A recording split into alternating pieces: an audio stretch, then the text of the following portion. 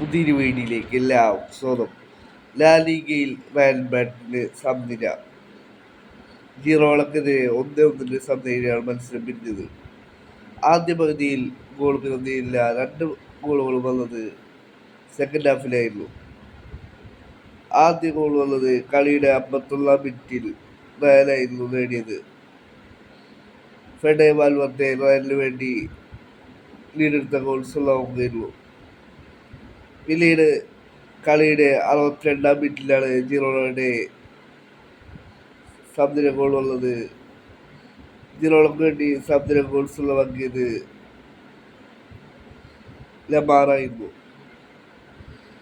ഈ ഒരു സമനിലയോടെ Real Madrid La ലീഗ point ടേബിളിൽ 31 കളികളിൽ നിന്നും 70 പോയിന്റുകളുമായി 2ാം സ്ഥാനത്ത് തുടരുകയാണ്. 1ാം സ്ഥാനത്തുള്ള ബാഴ്സലോണ 30 കളിയിൽ നിന്നും 76 പോയിന്റുകളുമായി പോയിന്റ് ടേബിൾ 1ാം സ്ഥാനത്ത് തുടരുകയാണ്. ഇന്ന് ബാഴ്സക്ക് മത്സരമുണ്ട്. ഇന്നത്തെ ബാഴ്സ ലാ ലീഗ മത്സരം വിജയിച്ചു കഴിഞ്ഞാൽ റയലുമായുള്ള പോയിന്റ് ഡിഫറൻസ് 9 പോയിന്റായി വർദ്ധിപ്പിക്കുകയും ചെയ്യും.